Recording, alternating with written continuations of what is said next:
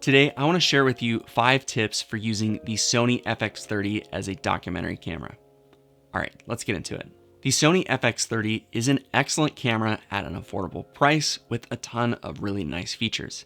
And I think it makes an excellent documentary camera, especially if you use the audio top handle right. Now, this first tip is to actually add on to the audio top handle and make it slightly more functional. The top handle is great and brings a lot of professional features, including XLR audio connections and 4 channels of audio, but it's a little bit small for my taste and is a little bit difficult to add accessories. So I've gone ahead and added these accessories from SmallRig. One is an extension piece on the back of the camera that has a cold shoe for using microphones, which I think is really helpful. And the other 2 pieces I've added are these NATO rails.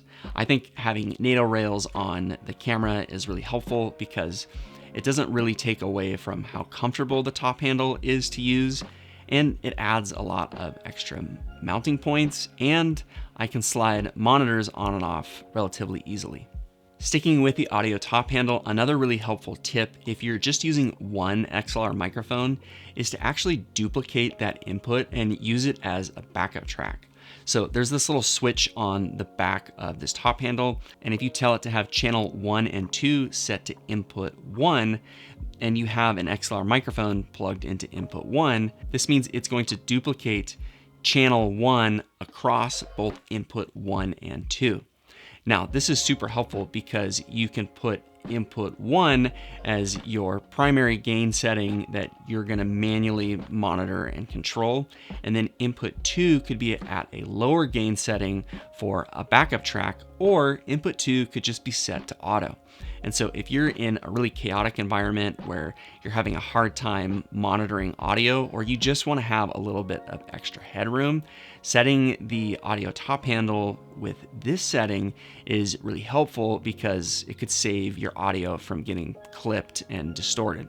Moving on to shooting, and something that's going to impact your image quality is just the ease of use with selecting your frame rates.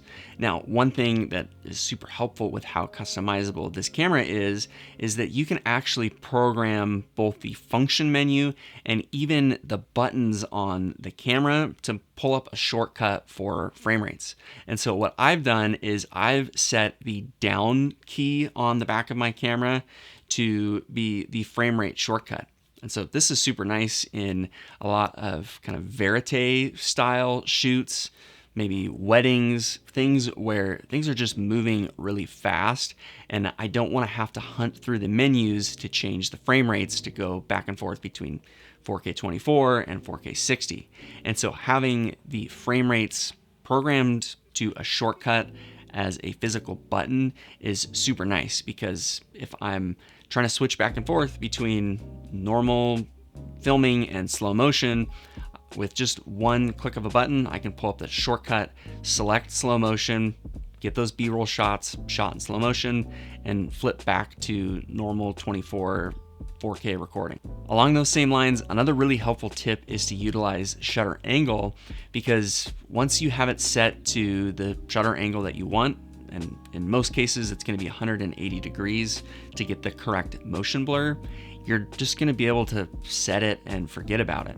And so if you are switching back and forth between 4K 24 and 4K 60, you're not going to have to switch your shutter speed and remember to change that setting at the same time. You can just leave shutter angle set to 180 degrees and then jump back and forth with that shortcut between your different frame rates that you're filming in, and you have one less thing that could potentially get bumped and changed, or you could forget to set.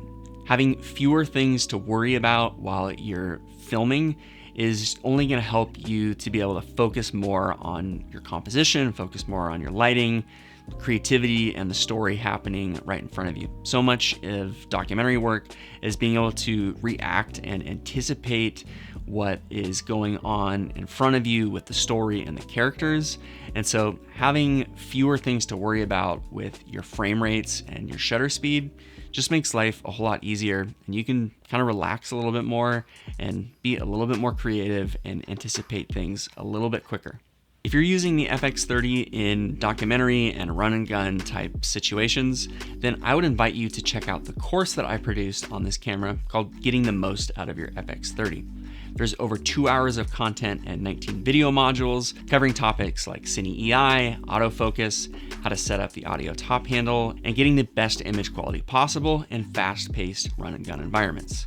I've priced this course for under $40 to keep it affordable, and the link to it is in the description below. This next tip is going to be slightly more niche, but if you're using manual lenses, whether that's a cinema lens like this DZO Vespa Prime, or you're using EF glass, because there's a lot of really cheap used EF glass that's really high quality available, then I think you're going to want to use something like this. It's a rear mounted variable ND filter. Now, the trade-off with doing this is that you don't get autofocus, and that is definitely a plus on this camera. But if you're using these type of lenses, not having to worry about screwing lenses on and off on the front of your camera lenses while you're changing lenses back and forth is something that is super, super helpful. I've got this guy from a company called Mikey, but there are others out there, including a really interesting option from Metabones as well. But this thing basically has a glass like variable ND filter built into it. And if you use the little wheel on the side of it, then you can just take your manual focus lens like this, and then you've got a drop-in filter that you can put right in there. Not needing to worry about swapping out screw-on filters is a big plus in a fast-paced and hectic shoot. And I think especially if you are already using manual lenses and you're not having to rely on autofocus heavily, then this is a huge added bonus that you might want to consider. Let me know in the comment section below what other tips that you found helpful for using this camera in a documentary setting. I would love to hear from you. All right, I'll catch you guys in the next one.